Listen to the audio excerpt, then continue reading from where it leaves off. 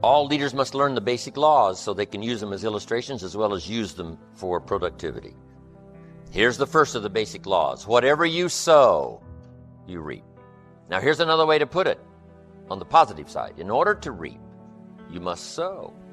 Reaping is reserved for those who sow, who plant.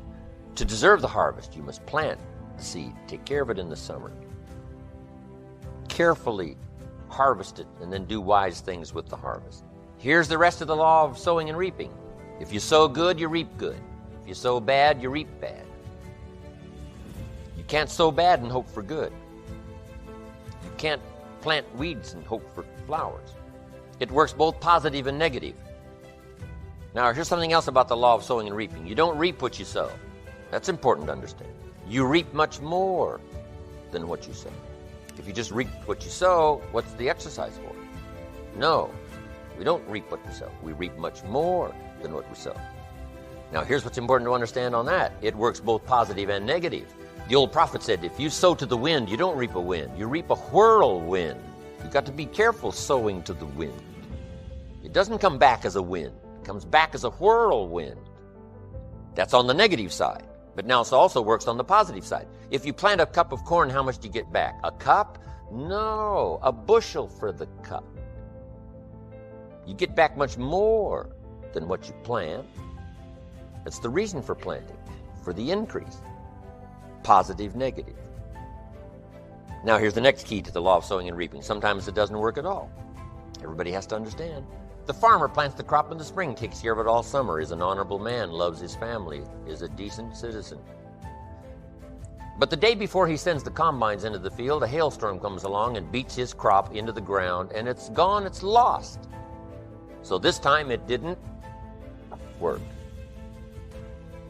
So now what must the farmer do? He's got to decide whether to do it again or not. Shall we take another chance in the next spring? We would advise him to do so, even though he lost everything in the last harvest. And it didn't work. You didn't reap what you sowed. But here's the law of averages. Here's the odds. More often than not, you reap what you sow. More often than not, you'll have a harvest if you plant in the spring. There's no guarantee, but more often than not. And guess what more often than not is? Pretty good odds. It's better than Las Vegas. The law of sowing and reaping. Next, one of the most important laws to learn is the law of averages. If you do something often enough, you'll get a ratio of results. Once you understand that, the world is yours. Learning to employ people in the unique thing called the law of averages is stunning in its result in terms of fortune. Let's say you're in sales and you talk to 10 people just getting started. If you talk to 10, you get 1. We now have what we call the beginning of a ratio. Talk to 10, 9 say no, 1 says yes. I'll buy your product, I'll take your service. Somebody says, well, 1 out of 10 isn't that good. Well, you're just getting started. Because here's what happens with the law of averages. Once it starts, it tends to continue. If you talk to 10 and get 1, chance is excellent. If you talk to 10 more, you'll get another one.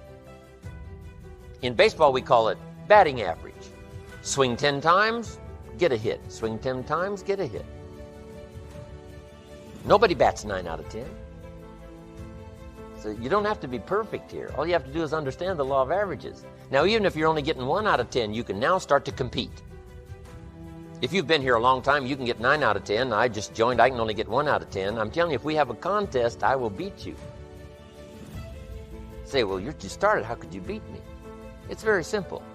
If we have a 30-day run on a contest or a 60-day run, while you talk to 10 and get 9, I will talk to 100 and get 10. I win. Isn't that clever? Here's what I do if I'm new. I make up in numbers what I lack in skill. I make up in numbers what I first lack in skill. Now, when my skills increase, I don't have to do 100 to get 10. Once you understand the law of averages, I'm telling you, it's so exciting to work with the law of averages. The law of averages works in our little money plan here. You know, chances are excellent if you have this little plan. I'm telling you, chances are excellent. It'll work, it'll work, it'll work. The ratios will work for you. Here's what else is exciting. The law of averages can be increased. At first, you only get 1 out of 10, but the better you get, the more skills you develop. Now you get 2 out of 10, and then 3 out of 10. And you don't need more than about 2, 3 out of 10 to get rich. In working with people, there's a unique story about the law of averages. It says the sower went out to sow the seed. Number 1, he had excellent seed or a great story to tell and a good product to sell. And it says the sower was ambitious, got up early in the morning and went out to do the deal. So good seed, ambitious sower, and he starts to sow the seed. But here's what happens. Make the notes. The first part of the seed that he sowed, the birds got, and the birds are going to get some. John said, yes, I will come check out the meeting, see if that's an opportunity for me. He says, I will be there on Tuesday night. Tuesday night comes, John isn't there. Say, I wonder where he is. The birds, whatever form they come in. And he's not there. Somebody stole the seed. Somebody robbed him of the opportunity. Guess what you can do about it? Nothing? Well, you could chase birds, but I'm telling you, it's not a good deal. You say, well, I'll get a hold of John, whoever talked him out of coming, I'll go straighten them out. I'm telling you, you've asked for more than you can handle. Here's what you should do. Here's what the sower did. He kept sowing the seed. Here's what you can do if you stay busy. Sow more than the birds can get. Just depend on the law of averages. Not trying to straighten out every problem.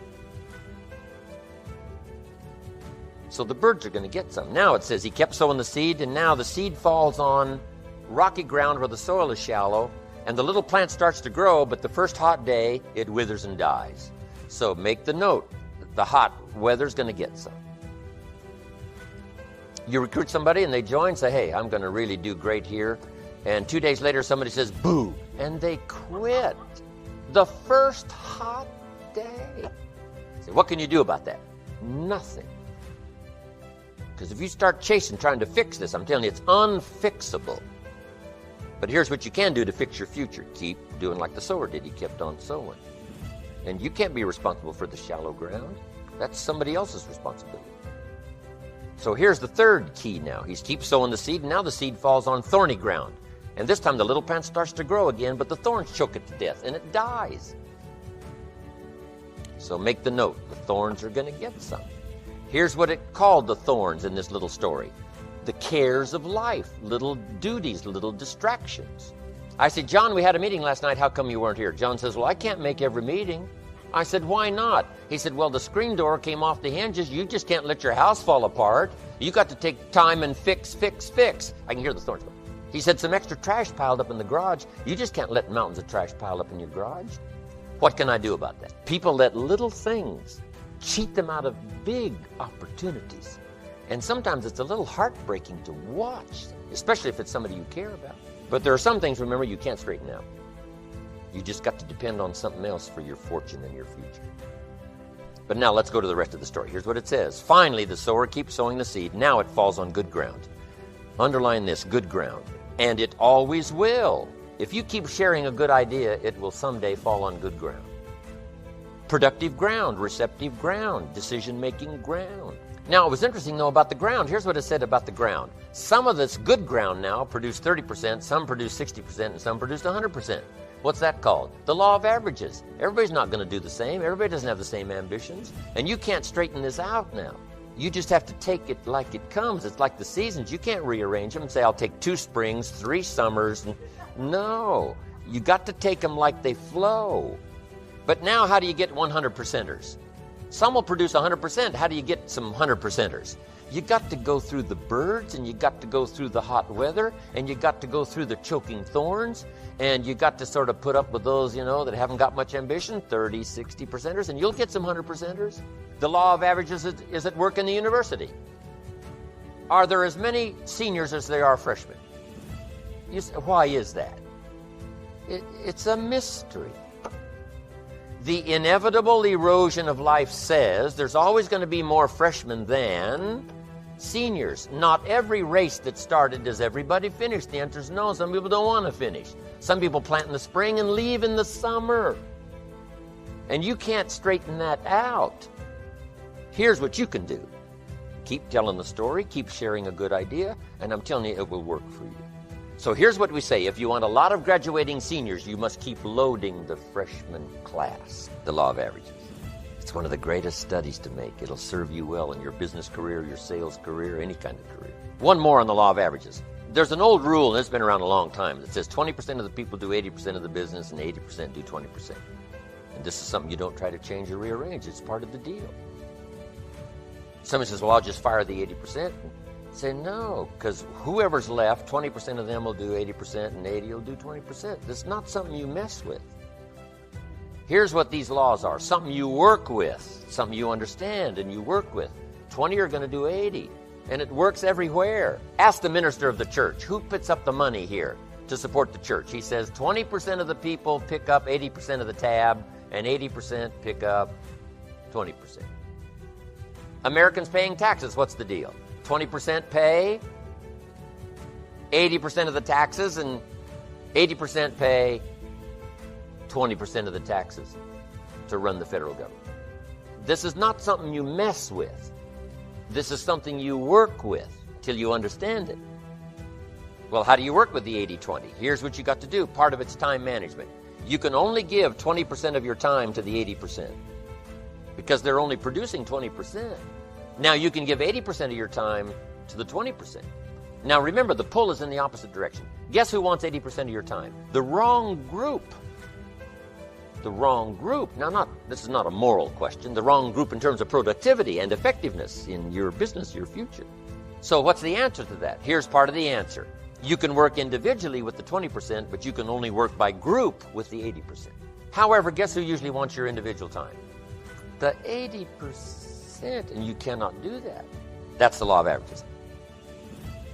Here's the next important law, called the law of faith. We covered it a little bit earlier in a fairly simple form. Faith is the ability to see things that don't yet exist. Faith, though, can turn difficulty into reality, positive reality. And I just want to give you this quick little lineup here because it's so important to ponder it and then work it. Here's what faith is for. Number one, faith is the ability to see it as it is. Faith doesn't mind seeing it as it is because faith is a miracle worker. Faith does not ignore the negative. Faith uses the negative. Because if there was no negative, there'd be no need for faith. If everything is okay, what would you need faith for? You need faith because it isn't okay. Now, what isn't okay? Who knows? The situation that isn't okay. So here's what faith does. Number one, faith does not ignore the negative because faith now stands as the miracle worker if you let it work. So faith sees it as it is. If it's ugly, it's ugly. If it isn't working, it isn't working. If it's a mess, it's a mess. It doesn't hurt to call a mess a mess. You don't need to fancy it up here. If it's broke, it's broke. If it's miserable, it's miserable. Faith doesn't mind admitting that. Faith doesn't mind seeing that. Here's why. Number one, you can see it as it is. That's the beginning of faith, seeing it as it is. Now, here's the second step of faith. See it better than it is. Couldn't you see beyond the mess? The mess is for today. Couldn't you look into tomorrow? The answer is yes, I guess I could look into tomorrow. Humans have this incredible ability to look into tomorrow, to look into next week. So we not only have the ability to see it as it is, the beginning of faith, but to see it better than it is. Dream the dreams, make the plans, visualize, use your imagination, see it better than it is. Now here's the third step that turns faith into reality. Make it better than it is. Faith now must be invested in the muscle. But if you invest faith now in the action, you can take any situation and make it better than it is. Next, in the beginning of faith, seeing it as it is. Don't see it worse than it is. Don't blow it out of proportion.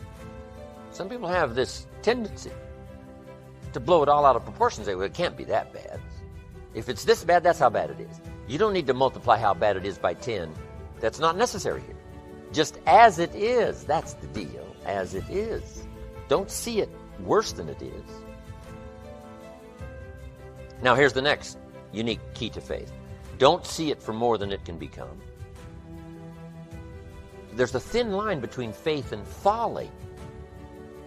Yes, it's possible to see yourself as a millionaire, but not overnight. Somebody says, well, yes, I can see that. Don't see it for more than it can become in a reasonable period of time. Yes, if it dropped out of the sky overnight, but that's not likely. But it's still possible to be a millionaire. It's still possible to be rich and wealthy, given a certain amount of time working with the law of averages and all the rest of the stuff we've talked about today. So don't see it for more than it can become so that you move into folly instead of faith. Plenty is possible without being foolish in your faith exercise. But now here's two more cautions. Number one, it might be worse than you first see it. You better look underneath. Because sometimes you just look at the surface. You better take a look. So that you can really see it as bad as it is. Not to overblow it now, but to make sure you see it as bad as it really is. Now here's the next one. Give yourself a chance to understand that it could be far more in the future than what you can first see. By faith, here's all you can see. The miracles that we see here gives us a certain amount of faith, but it looks like we need some more. But you take the first step. Take the first step of what you can see, but give yourself a chance to be able to see it for more than what you first see it. On a foggy night, if all you can see is 100 feet, here's what you do. Walk that first 100 feet, now you can see another 100 feet. You can't see the 200 feet. But if you can see 100 feet, you walk the first 100 feet, now you can see another 100 feet. So I'm asking you to take the early steps of faith. Whatever you can see it possible to become, start believing that. Have faith for that. And I'm telling you, as that starts to exercise, you'll be able to see it for more and for more and for more. The possibilities will start to increase in your own imagination. The law of use. And it goes something like this. Whatever you don't use, you lose. Lack of use causes loss. On this planet. Maybe not the next one, but on this one. If you tie your arm to your body, leave it there long enough, you'll never use it again. It's over for the arm. Now, it may not be over, but it's over for the arm. The only way to keep the use of this arm is what? Keep using it. If you quit, you lose automatically. They don't bring it up for a vote. You lose automatically when you quit. Now, the same thing that goes for your arm goes for your brain, mentality. The same thing goes for all the human virtues. Ambition, unused, declines. Strong feelings, unused, diminish. It doesn't grow, it diminishes. Faith, unused, decreases. It's a law. Vitality, unused, diminishes. Energy, unused, decreases. The guy says, well, I'm going to save up my energy. You can't do that. That's like trying to save today, put it on the end of the year. See, you can't do that. They'll come take you away. If you don't use today, what? It's lost. The guy says, well, I'll work twice as hard tomorrow to make up for it. See, that's foolish. You could have done that anyway. Today, unused is lost. A talent unused is lost. An ability unused is lost. So here's one of the key expressions of the evening. Take a new inventory of yourself. Starting tomorrow, new project. Take a new inventory. And make sure that all of your talent and ability and mentality and ingenuity and vitality and strong feelings, faith, courage, make sure that all you've got's being used. Otherwise, you lose. Now, one of the best illustrations of the law of use is a Bible story called the Parable of the Talents. The talent story. Interesting story if you haven't read it in a while. Just review it. It's a good story. An ancient story. It says there was a master with 3 servants. He got them together one day and he said to the 3, I've got these talents. And in those ancient days, a talent was a measure of gold. And he said to the 3 servants, take these talents and see what you can do with them while I'm gone. He said, I'm taking a journey and I'll be gone for a while. When I come back, we'll get together, go over the book, see how you did. He said, here's 5 of these talents for you. 5. Here's 2 of them for you. 2. And here's 1 for you. 1. The master said, take those talents, see what you can do with them. When I come back, we'll get together, we'll go over it all. The servant said, okay, master takes off. According to the ancient story, the master comes back from his trip.